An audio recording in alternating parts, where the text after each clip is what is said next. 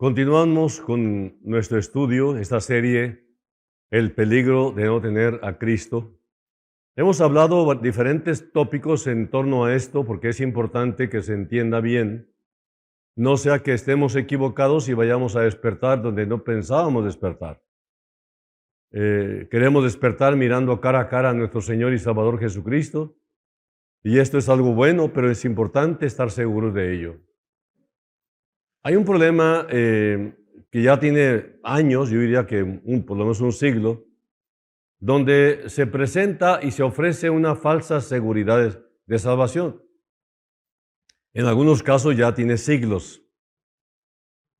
Podríamos hablar de la falsa seguridad de una doctrina muy europea llamada universalismo, donde se pretende que toda la humanidad, al final de los tiempos, del juicio final, todos serán salvos. Esto es totalmente falso y no sería justo nuestro Dios al salvar a todos por igual, pensando que el sacrificio de Jesús no fue necesario, puesto que si murió en la cruz y pagó por los pecadores, significa que no hay otra solución. Pero luego viene esta doctrina falsa, dando una falsa seguridad de que no te preocupes, haz tu vida como quieras, gástala como quieras, y al final del tiempo nuestro Dios, que es amor, no va a enviar al infierno a nadie. Eso es mentira. Realmente los que se van al infierno se van voluntariamente al infierno por rechazar la única justicia de Dios que le satisfizo a Él, que es precisamente el sacrificio de su propio Hijo, el derramamiento de sangre, para que todo aquel que en Él creyera, dice Juan 3:16, no se pierda, mas tenga vida eterna. Está en la otra doctrina, legalismo, y el legalismo viene siendo, es una palabra para decir que te vas a salvar por las buenas obras. Esto es otra falsa doctrina y es una falsa seguridad de salvación que la gran mayoría de la gente de todo el mundo lo tiene, pensando que si se esfuerzan portándose bien, siendo altruistas, haciendo bien al prójimo y haciendo muchas cosas buenas, con eso será suficiente para que la gente pecadora se salve si hace buenas obras. Otros diciendo, con que cumplamos con la ley de Moisés, con eso nos salvamos. Bueno, hay infinidad de doctrinas falsas, lo cual esto requiere una enseñanza aparte. Pero no se vayan ustedes con la idea de que la salvación se compra o que la salvación se vende al buen postor.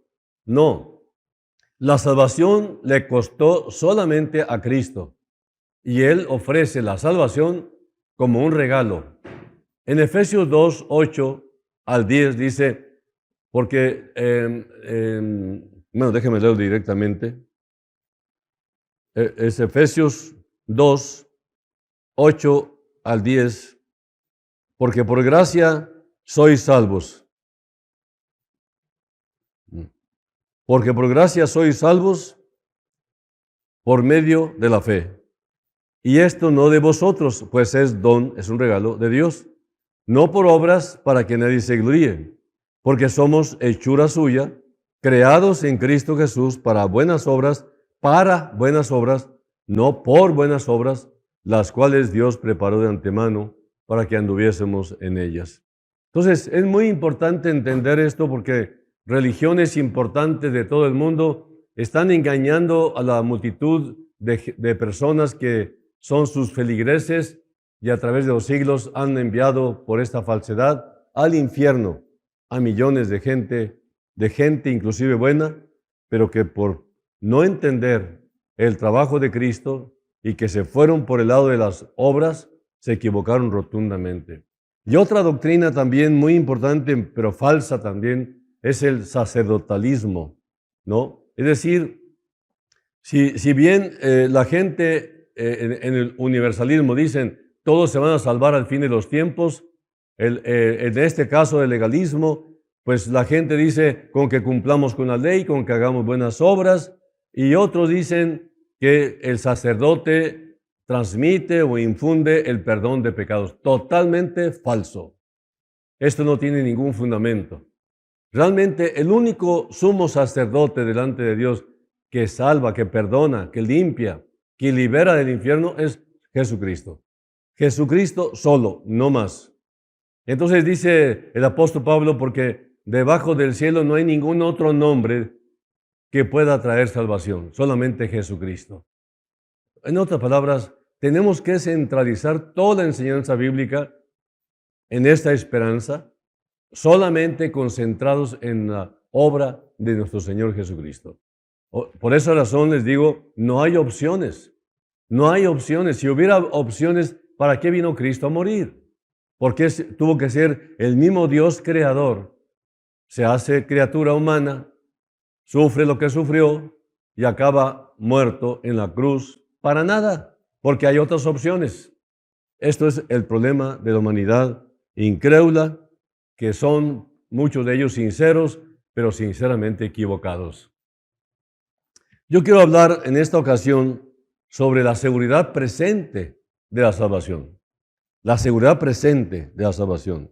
O sea, en la experiencia cristiana, la seguridad de que uno es salvo por la fe en Cristo es esencial para el cumplimiento de todo el programa de crecimiento en la gracia y el conocimiento de nuestro Señor Jesucristo. Si yo no tengo seguridad, no puedo dar lo que no tengo. Si yo no tengo seguridad de que soy perdonado, salvado, ¿cómo voy a recomendar lo que no tengo? La seguridad es asunto de experiencia real, personal, y se relaciona con la confianza personal en la salvación presente. Hoy yo debo saber si soy o no salvo. No se debe confundir con la doctrina de la seguridad eterna. Eso es algo que lo vamos a decir en la siguiente clase, en la siguiente lección, ¿no? Mientras la seguridad presente, a diferencia de la seguridad eterna, es un asunto de lo que la persona cree en un momento dado acerca de su salvación personal en el tiempo presente, mientras vive, ¿no? Entonces, la seguridad presente depende de tres aspectos importantes de la experiencia. Primero, comprensión de que la salvación provista en Cristo Jesús es totalmente completa. No hay más. Segundo, el testimonio confirmatorio de la experiencia cristiana. Y tercero, aceptación por fe de las promesas bíblicas de la salvación. Entonces, tenemos primero comprensión. Segundo, el testimonio que confirme. Y tercero, la aceptación por fe de las promesas bíblicas de la salvación para todo aquel que cree. En primer lugar, decíamos, vamos a ver la comprensión de la naturaleza de la salvación. Para tener una verdadera seguridad de salvación, es esencial tener una clara comprensión de lo que Cristo obtuvo por medio de su muerte en la cruz. La salvación no es una obra del hombre para agradar a Dios, sino una obra de Dios en favor del hombre. Depende completamente de la gracia divina, sin tener en consideración ningún mérito humano. La persona que comprende que Cristo murió en su favor y proveyó una salvación completa que se ofrece a cualquiera que cree sinceramente en Cristo, puede tener, oigan bien esto, puede tener la seguridad de su salvación en cuanto cumple la condición de confiar en Cristo como Salvador. En muchos casos, la falta de seguridad, la falta de seguridad se debe a una comprensión incompleta. Queda uno inseguro a pesar de haber profesado aceptar a Cristo. Pero es por falta de no entender bien, y como dijo Jesús, erráis ignorando las Escrituras y el poder de Dios, ¿verdad? Entonces, repito, en muchos casos, la falta de seguridad se debe a una comprensión incompleta de la naturaleza de la salvación. Una vez que se ha comprendido que la salvación es un obsequio que no puede obtenerse por esfuerzos humanos, que no puede merecerse y que está disponible como un don de Dios para todo aquel que la reciba por fe, se ha echado una base adecuada para la seguridad de la salvación. Y la cuestión se resuelve por sí sola en la respuesta a la pregunta de si uno ha creído realmente en Cristo. Esta pregunta puede ser respondida por las confirmaciones que se encuentran en la experiencia cristiana de una persona que ha recibido la salvación. Entre las diversas realizaciones divinas que en conjunto constituyen la salvación de un alma, la Biblia da un énfasis supremo a la recepción de una nueva vida de parte de Dios. Hay más de 85 pasajes del Nuevo Testamento que confirman este rasgo de la gracia salvadora. La consideración de estos pasajes deja ver el hecho de que esta vida impartida es don de Dios para todo aquel que cree en Cristo.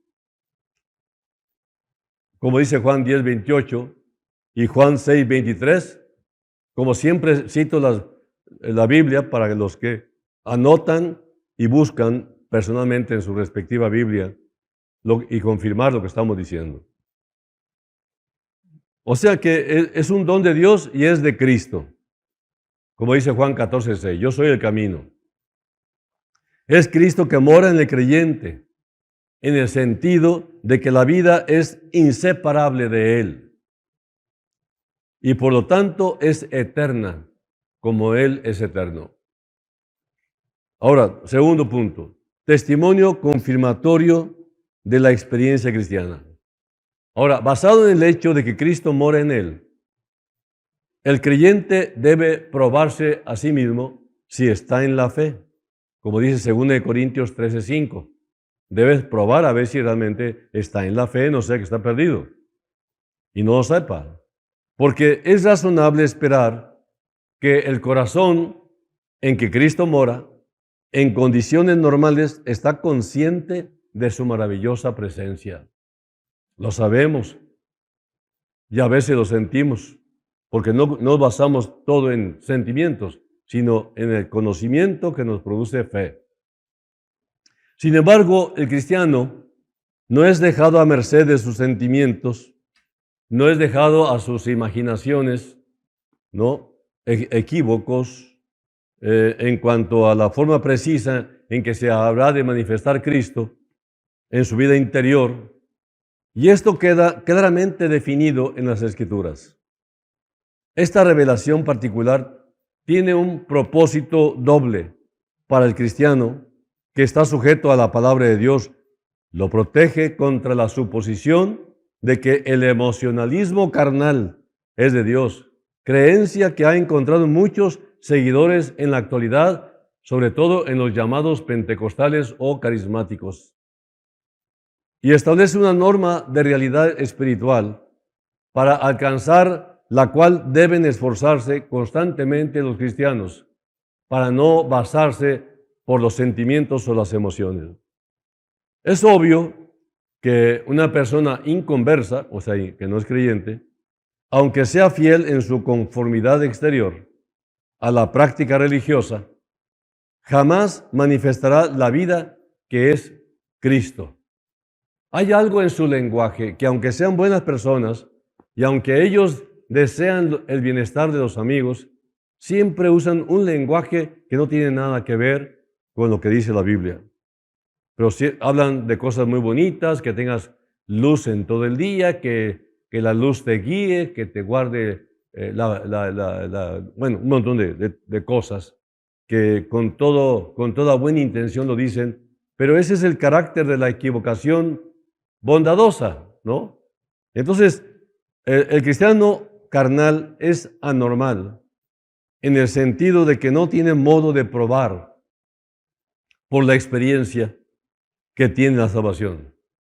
Aunque la vida eterna en sí es ilimitada, toda experiencia cristiana normal es limitada por lo carnal. Dice Pablo, ¿no sois carnales? Y este es el problema, que la carnalidad es la niñez de un hombre espiritual. No tiene madurez espiritual porque no come la palabra de Dios. El cristiano carnal está tan perfectamente salvado como el cristiano espiritual, ¿no? Porque el cristiano carnal, aunque es carnal, tuvo la experiencia algún día de ser salvo, ¿verdad? Pero vive como si no fuera. Entonces, déjame repetir aquí porque esto es delicado. El cristiano carnal está tan perfectamente salvado como el cristiano espiritual, porque ninguna experiencia, mérito o servicio forman parte de la base de la salvación. Realmente, aunque aún sea un bebé, el carnal está en Cristo Jesús. Claro, tiene muchas pérdidas, falta de gozo, falta de experiencias gloriosas, falta de ganar las almas, falta de amor por Cristo. Su obligación hacia Dios no es ejercer la fe salvadora, sino someterse al propósito y voluntad de Dios. ¿Qué quiere Dios para tu vida? Hay que investigar, hay que leer, hay que estudiar la palabra. Y es de importancia fundamental comprender que una experiencia cristiana normal solo pueden tenerla quienes están llenos del Espíritu Santo. Y esto es lo que nos induce a la obediencia, a la palabra de Dios conocida. La nueva vida en Cristo, que viene como resultado de ser salvo por la fe, produce ciertas manifestaciones importantes. En primer lugar, el conocimiento de que Dios es nuestro Padre Celestial. Y esta es una de las preciosas experiencias que pertenecen a quien ha puesto su confianza en Cristo. En Mateo 11:27 se declara que ninguno conoce al Padre sino el Hijo, y aquel a quien el Hijo lo quiera revelar. Una cosa es saber algo acerca de Dios, experiencia posible en una persona no regenerada, pero es algo muy distinto conocer a Dios, ¿no? Lo que solo puede ser realizado en la medida que el Hijo lo revele. O sea, y esta es la vida eterna, que te conozcan, dice la palabra, que te conozcan a ti, el único Dios verdadero, a Jesucristo con el Padre, perdón, a Jesucristo. Déjame leerlo tal cual, ¿verdad? Dice, esta es la vida eterna, que te conozcan a ti, el único Dios verdadero, y a Jesucristo, a quien has enviado. Juan 17:3. La comunión con el Padre y con el Hijo es algo conocido solamente por quienes andan en luz. Primera de Juan 1:7, ¿no? Los que andan en luz, ¿no? Entonces, por lo tanto, una experiencia cristiana normal incluye una apreciación personal de la paternidad de Dios. Por eso dice la palabra, mas si andamos en luz, como Él está en luz, tenemos comunión, tenemos compañerismo los unos con los otros. En segundo lugar, una realidad nueva en la oración es otra experiencia confirmatoria que conduce a la seguridad presente. La oración asume un lugar muy importante en la experiencia del cristiano espiritual. Se convierte gradualmente en su recurso más vital.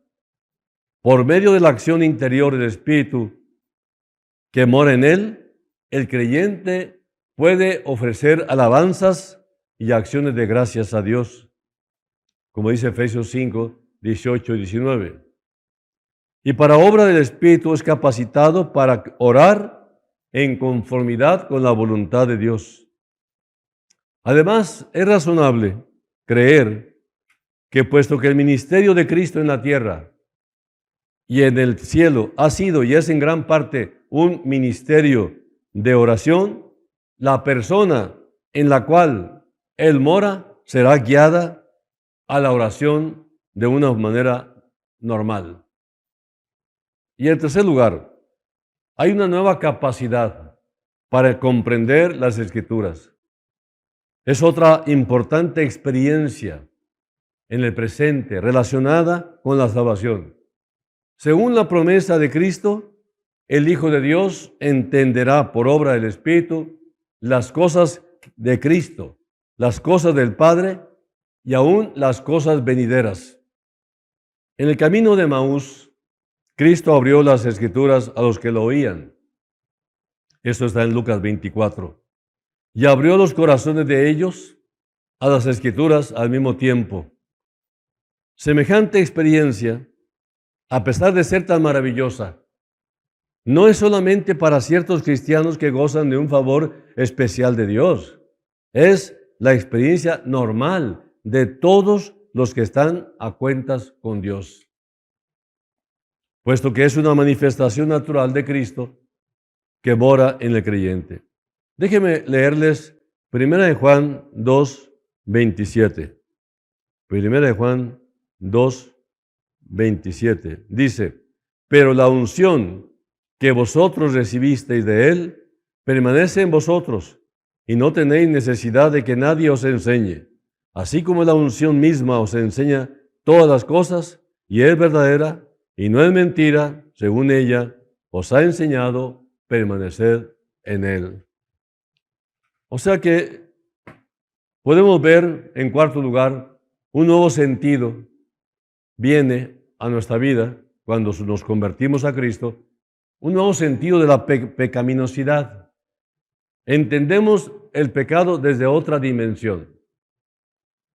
Y entonces vemos ahora esto en la vida cristiana como una experiencia normal presente, ¿no?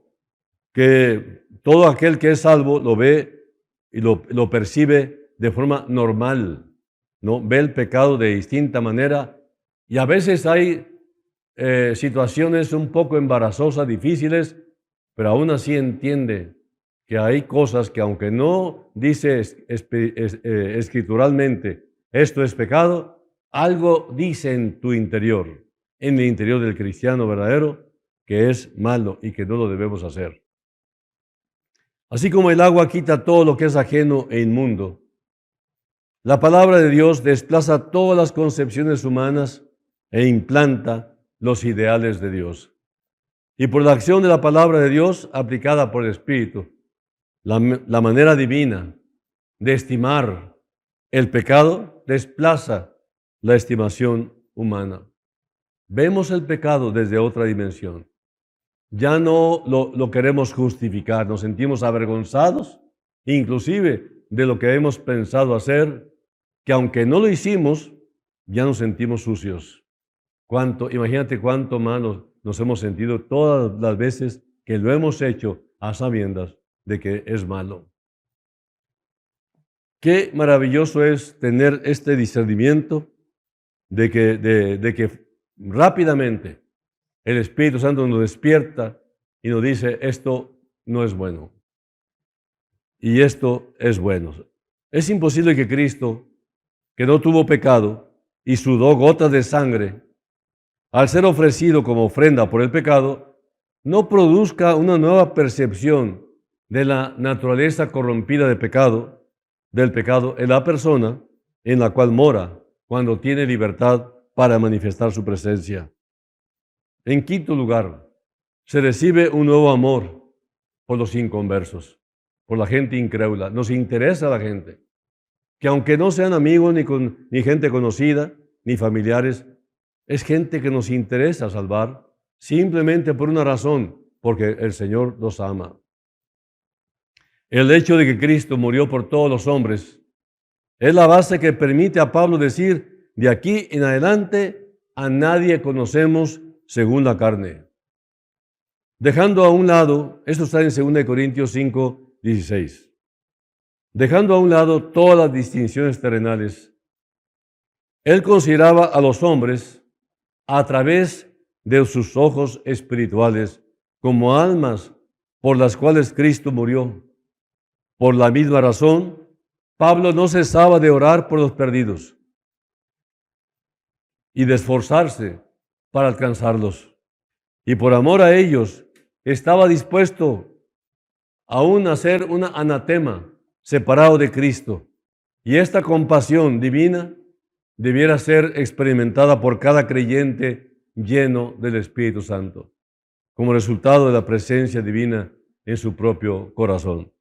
En sexto lugar, se experimenta también un nuevo amor por los salvados, por los creyentes en cualquier rincón del planeta, que tengan la misma doctrina de la salvación.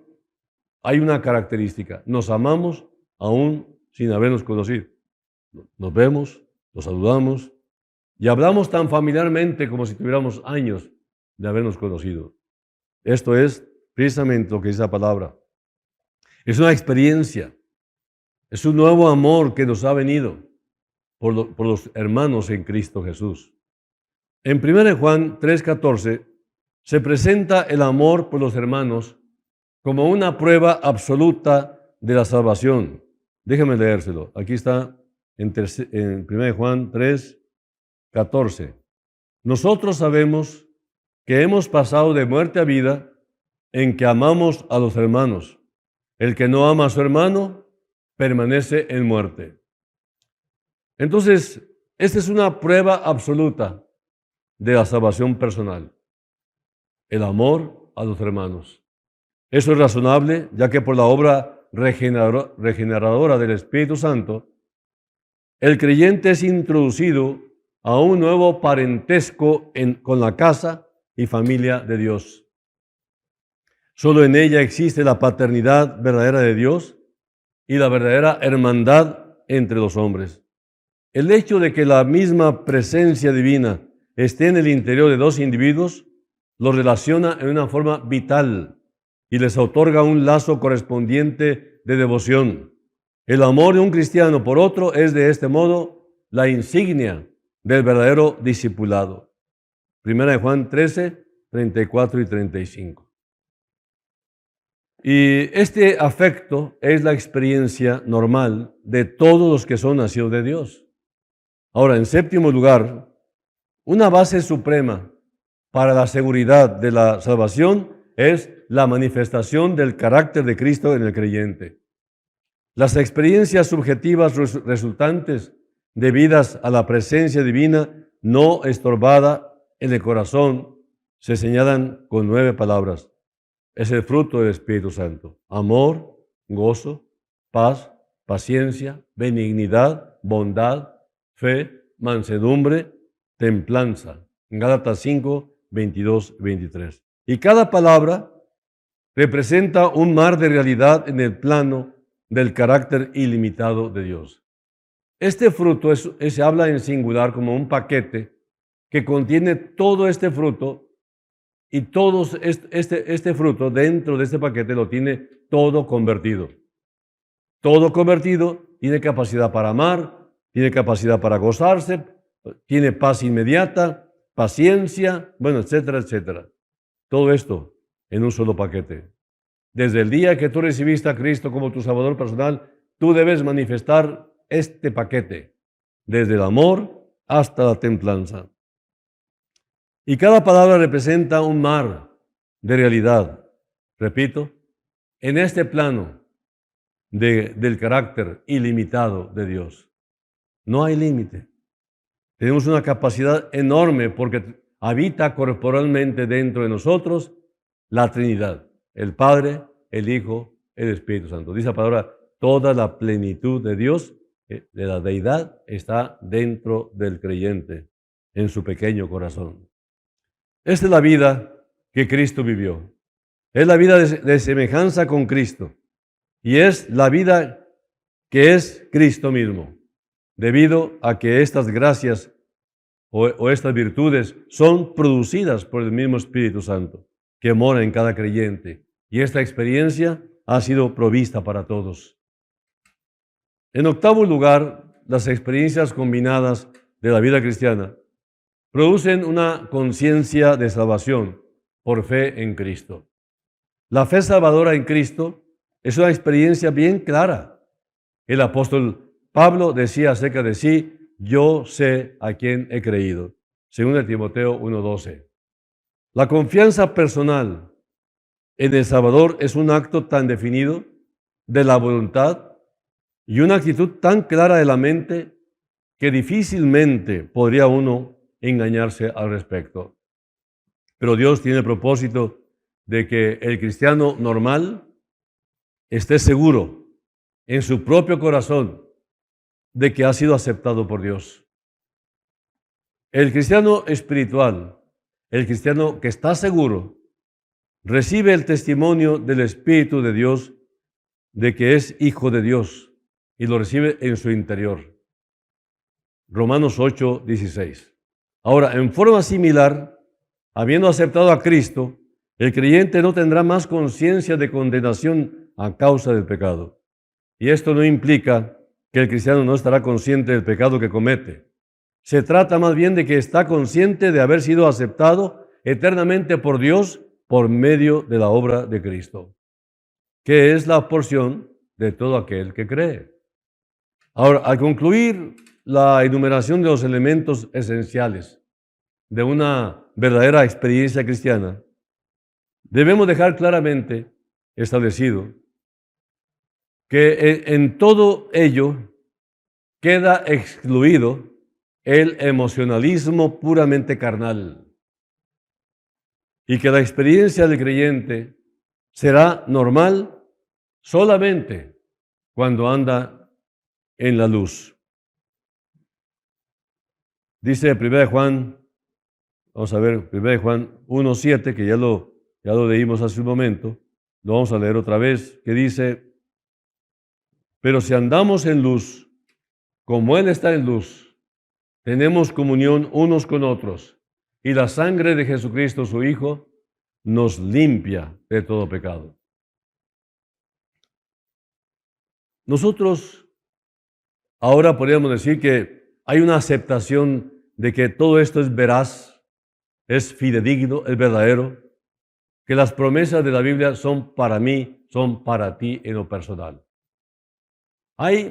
Dicen los que han contado, que hay más de 7,000 promesas en la Biblia para el que cree. En primer lugar, la confianza en la veracidad de la Biblia y en el cumplimiento cierto de sus promesas de salvación es esencial para tener la seguridad de salvación por sobre toda experiencia. Y aparte de cualquier experiencia que el cristiano pueda tener, experiencia que a menudo es muy indefinida a causa de la carne, a causa de la carnalidad, se ha dado la evidencia permanente de la infalible palabra de Dios. El apóstol Juan se dirige a los creyentes en los siguientes términos. En 1 Juan 5:13, estas cosas os he escrito a vosotros que creéis en el nombre del Hijo de Dios, para que sepáis que tenéis vida eterna. Por medio de este pasaje se da una profunda seguridad a todo creyente, carnal o espiritual por igual, para que sepan que tienen vida eterna. Esta seguridad se hace descansar, no en experiencias cambiantes, sino sobre las cosas que están escritas en la inmutable palabra de Dios.